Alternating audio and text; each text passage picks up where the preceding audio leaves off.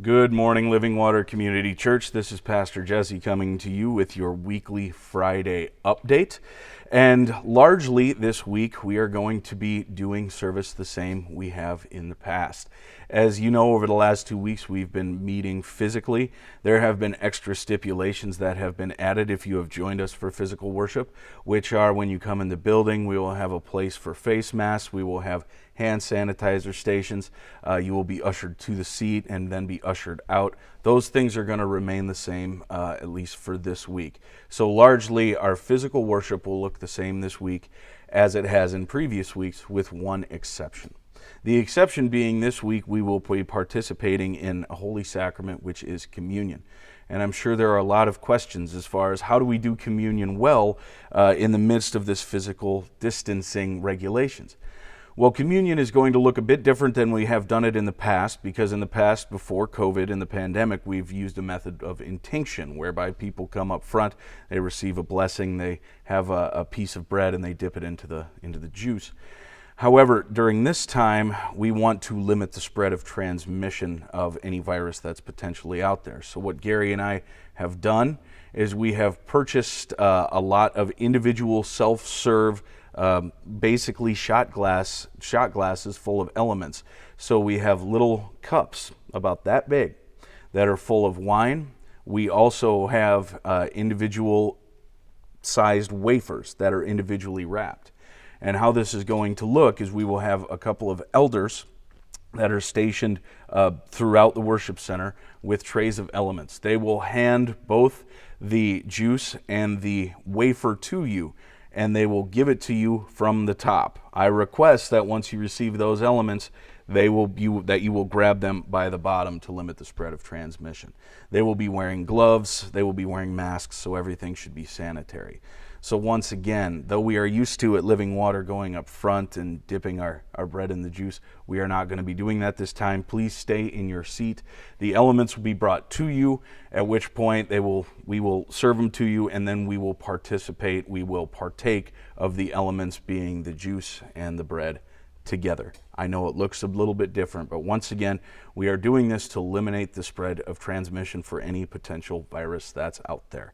And I must encourage you that to not be dissuaded by what communion is going to look like. This is actually a really good opportunity, not only in terms of worshiping the Lord together and in participating in the sacrament with one another during such a difficult time, but this is also a really good way in which we can kind of explore different ways to do communion than we have in the past. So it might look a little bit different, but it's actually a very big benefit that we get to do it this way. For our brothers and sisters who will be watching the service online, I encourage you to use whatever elements you have around the house. We fully believe that God's grace transcends the actual makeup of the elements. So whether it would be water, whether it would be grape juice, orange juice, or whether you have crackers or bread or whatever, please use those as you participate with us online. Once again, we will hand the elements to you. We encourage you to take the elements and wait until we can participate with one another together. And I will send out an email later on today basically telling you the steps of how communion is going to work this week.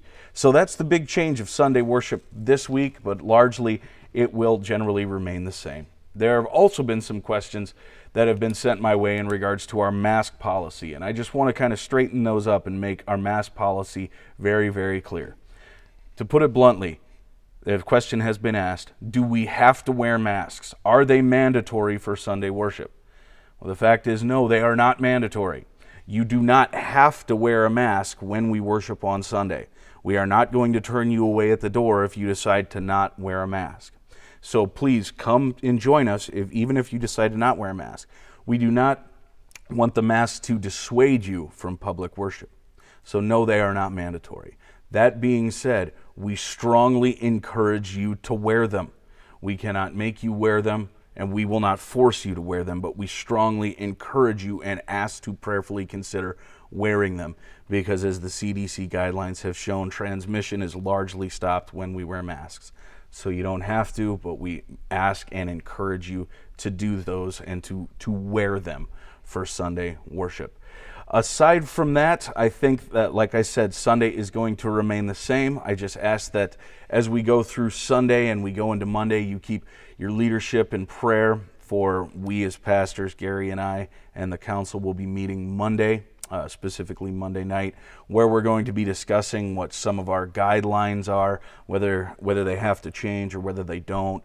We're going to be reviewing some of our policies, and as you know, these are all big decisions for Living Water moving forward. So please keep us as leadership in worship as we try and figure out what the future looks like, and we are asking for wisdom so we can be guided by the Spirit as we make these decisions for God's church.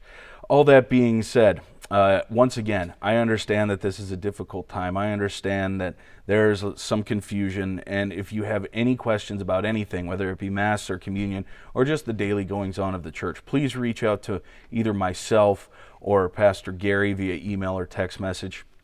Feel free to email or text Sandy or Jamie or Donna, really any staff member. We will answer your questions as best we can. This week also on Sunday, I'm going to be preaching on an excellent passage, which is Psalm 106, verses 6 through 12. And I want to read this to you real quick because I think it actually really hits on where we're at in our society right now. It says, "We have sinned, even as our ancestors did. We have done wrong and acted wickedly. When our ancestors were in Egypt, they gave us no thought to your miracles. They did not remember your many kindnesses, and they rebelled by the sea, the Red Sea. Yet he saved them for his name's sake, to make his mighty power known. He rebuked the Red Sea, and it dried up. He led them through the depths as though through a desert. He saved them from the hand of the foe, from the hand of the enemy he redeemed them.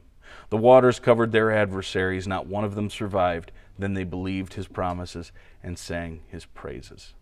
Once again, I'm going to be preaching on that this Sunday, and I find that this is very fitting because in our series here in Sheldon, we're talking about how to use different psalms in our life, and last week we did a psalm of praise, and this week it's a psalm of history, and we're going to be exploring how through a historical account the psalms give praise to God, and I think that's very fitting for us because we too, just like our ancestors thousands of years ago, have seen God work throughout history, and he's working even now.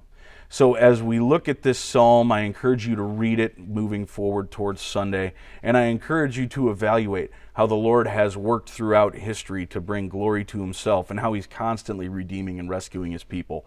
And I have full faith and confidence that he will do that for us even now. Though it may be difficult to see, God does work through history. He is with us, and he will rescue us, even from this plight of coronavirus, this plight of violence, this plight of economic tension. God is with us. So with all that being said, I hope to see you on Sunday. If you have any questions, contact myself, Pastor Gary, a member of council. Contact anyone. We'll answer them as best we can. And until we see each other again, please take care and God bless.